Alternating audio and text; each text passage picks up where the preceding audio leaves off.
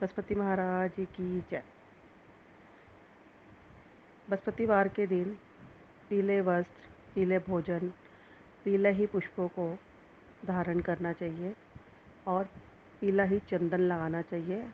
हल्दी चंदन से आप बृहस्पति महाराज जी को अर्पण कर यह कथा या व्रत कर सकते हैं।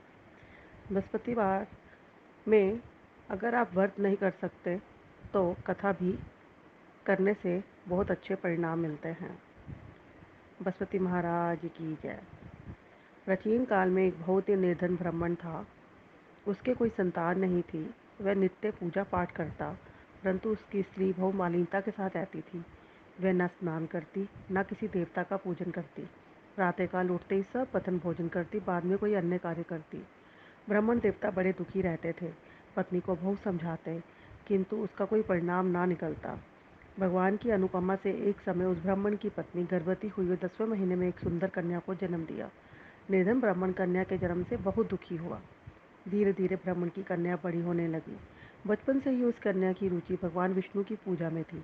वह प्रातः उठते ही स्नान करके भगवान विष्णु की पूजा करने मंदिर में जाती थी।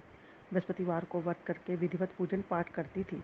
पूजा पाठ के बाद वह पढ़ने के लिए पाठशाला में जाती थी। घर से चलते हुए वह मुट्ठी में जौ भर के ले जाती। वो पाठशाला के रास्ते में थोड़े थोड़े जौ गिराती हुई जाती थी। जब वह पाठशाला से घर लौटती तो जौ के दाने सोने में बदले हुए मिलते थे। लड़की सभी सोने के दानों को बीनकर घर ले आती थी। एक दिन की बात है, वह सोने के दानों को साफ कर रही थी। उसकी माँ ने कहा, बेटी, सोने के दाने साफ करने के लिए सोने का सूप भी होना चाहिए। अगले दिन बृहस्पतिवार था। उसने भगवान बृहस्पति देव जी की पूजा करते हुए प्रार्थना की, हे भगवान, यदि मैंने आपका व्रत विधिवत किया है तो मुझे सोने का सूप दे दो। भगवान बृहस्पति देव ने उसकी मनोकामना पूरी करने का वचन दिया।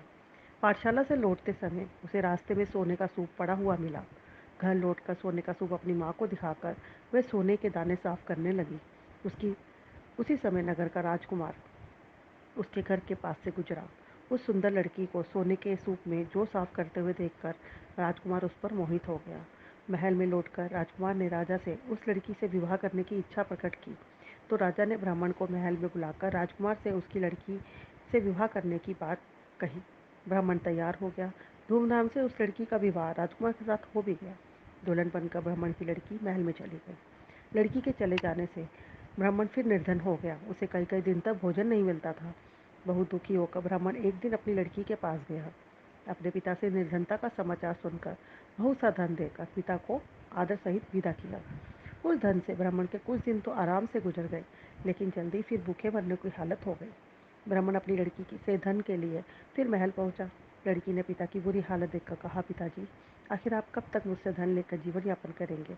आप कोई ऐसा उपाय क्यों नहीं करते जिससे आपका घर धन संपत्ति से भर जाए? ब्राह्मण ने कहा, मैंने तेरी माँ को बहुत समझा लिया, पर उसकी समझ में कुछ नहीं आता। उसका फूहड़पन नष्ट हो तो घर की निर्धनता भी दूर हो जाए। तब कुछ सोचकर लड़की ने पिता से कहा, पिताजी, आप कुछ दिनों के लिए माँ को मेरे पास छोड़ जाओ। तब कुछ सोचकर ब्राह्मण पत्नी को लड़की के पास महल में छोड़ गया। लड़की ने अपनी माँ को कहा, माँ, तुम कल प्रातः उठकर स्नान भी करके भगवान विष्णु बृहस्पति देव जी की पूजा अवश्य करना। पूजा करने से तुम्हारी निर्धनता अवश्य ही दूर हो जाएगी। लेकिन उसकी माँ ने कोई भी बात नहीं मानी। तब क्रोधित होकर लड़की ने अपनी माँ को एक कक्ष में बंद कर दिया। सूर्योदय के समय माँ को उठाकर जबरदस्ती उसे स्नान कराया और फिर मंदिर में ले जाकर भगवान बृहस्पति देव जी की पूजा कराई। कुछ दिनों तक ऐसा करने से माँ की बुद्धि में परिवर्तन हुआ और स्वयं बृहस्पतिवार का व्रत रखने लगी। उसके व्रत रखने से ब्राह्मण के घर में भगवान विष्णु की अनुपमा से धन की वर्षा होने लगी। दोनों पति पत्नी धन संपत्ति पाकर आनंद पूर्वक जीवन यापन करते हुए विष्णु धाम को चले गए। लकड़हारा बने राजा ने उन साधु से भगवान बृहस्पति देव की कथा सुनकर बृहस्पति का व्रत किया, भगवान विष्णु की पूजा की। उस दिन से उसके सभी क्लेश दूर हो गए। लेकिन अगले बृहस्पतिवार को कामकाज में अधिक व्यस्त रहने के कारण उसने भगवान बृहस्पति देव जी का व्रत नहीं किया। भगवान बृहस्पति देव लकड़हारे से क्रोधित हो गए और उसे भूल की सजा दी। उस दिन नगर के राजा ने नगर में घोषणा करके सबको सूचित किया कि प्रत्येक नागरिक मेरे महल में भोजन करने आए। जो नहीं आएगा उसे अपराधी मानकर भारी दंड दिया जाएगा। लकड़हारा बना राजा ने उस नगर के राजा की घोषणा तो सुनी, लेकिन जंगल में लकड़ी काट कर लाने, उन्हें बेचने में देर हो जाने के कारण वह समय में महल में भोजन करने नहीं जा सका। अतः राजा के सैनिक लकड़हारे को पकड़कर महल में ले गए। राजा ने उसे महल में एक कक्ष में बिठाकर भोजन कराया। उस कक्ष में खूंटी पर रानी का सोने का हार लटका हुआ था। लकड़हारा अकेला ही उस कक्ष में भोजन कर रहा था। तभी उसने एक आश्चर्यजनक घटना घटती देखी। देखते ही देखते वह खूंटी हार को निकल गई। थोड़ी देर के बाद राजा ने हार को गायब देखा तो लकड़हारे को कारावास में डलवा दिया। लकड़हारा मन ही मन अपने भाग्य को कोसने लगा। तभी उसे जंगल में मिले साधु का स्मरण हो आया। थोड़ी देर में भगवान बसुदेव सन्यासी के रूप में उसके सामने प्रकट हुए और कहा, हे लकड़हारे, तूने भगवान बसुदेव की पूजा नहीं की है, इसी कारण तुझे कष्ट हुआ है। लेकिन अब चिंता मत करो, बृहस्पतिवार के दिन कारागार के दरवाजे पर तुझे पैसे पड़े हुए मिलेंगे। उन पैसों से भगवान बसुदेव का व्रत करके उनकी पूजा करोगे तो तुम्हारे सब दुख नष्ट हो जाएंगे। बृहस्पतिवार के दिन दरवाजे पर पड़े मिले हुए पैसों से चने और गुड़ मंगाकर लकड़हारे से बृहस्पतिवार की कथा कही तो भगवान बसुदेव से प्रसन्न होकर उस नगर के राजा को स्वप्न में लकड़हारे को कारागार से मुक्त करने को कहा। सुबह राजा ने अपने कक्ष में आकर देखा तो खूंटी पर रानी का हार लटका हुआ था। राजा ने लकड़हारे को मुक्त कर दिया और उसे धन और आभूषण देकर विदा किया। लकड़हारा बना राजा उस नगर के से चलकर अपने नगर को चला।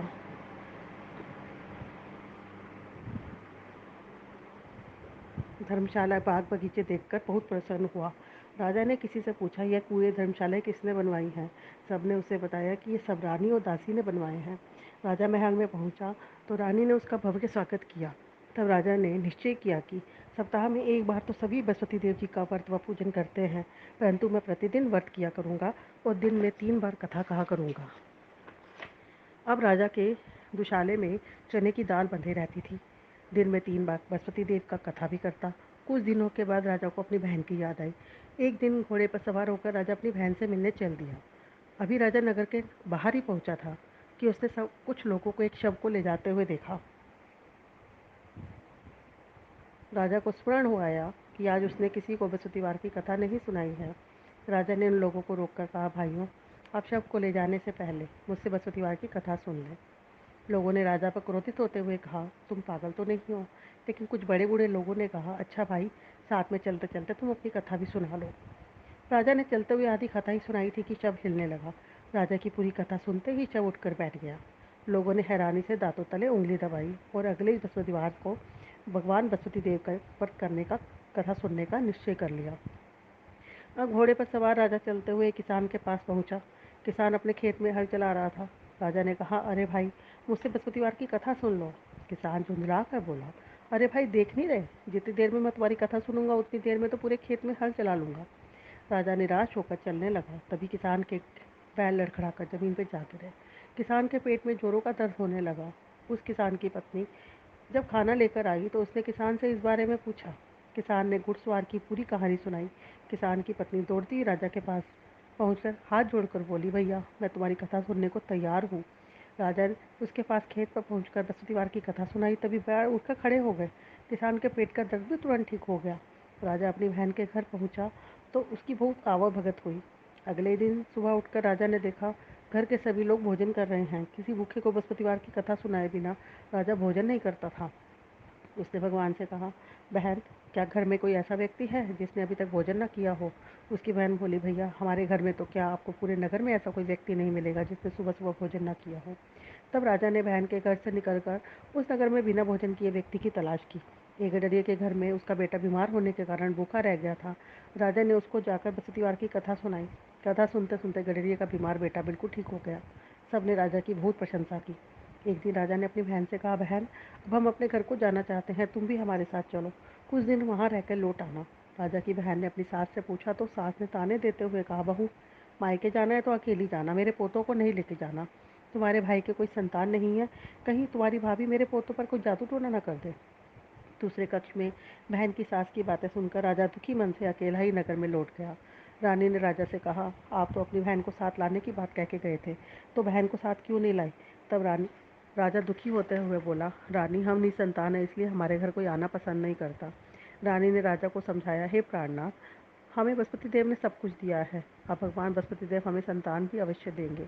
बृहस्पतिवार को विधिवत व्रत करके जो राजा रानी भगवान बृहस्पति देव जी के प्रार्थना करते हैं, व्रत करते हैं या कथा सुनते हैं, भगवान उनकी सब मनोकामनाओं को पूरा करते हैं। तो राजा के सपने में दर्शन देते हुए कहा, हे राजन, तेरी मनोकामना अवश्य पूरी होगी। 1 सप्ताह बाद ही रानी गर्भवती हुई 10वें महीने में सुंदर पुत्र को जन्म दिया। राजा रानी जीवन पर्यंत बृहस्पतिवार का व्रत करते रहे। उनके घर में धन धान्य की वर्षा होती रही। इस तरह आनंदपूर्वक जीवन यापन करते हुए राजा रानी भगवान बृहस्पति देव की अनुपमा से मोक्ष को प्राप्त करके सीधे बैकुंठ धाम पहुंच गए। बृहस्पतिवार को विधिवत व्रत करके जो स्त्री पुरुष भगवान विष्णु की पूजा करते हैं, भगवान उनकी सभी मनोकामनाओं को पूरा करते हैं। बोलो बृहस्पति महाराज की जय।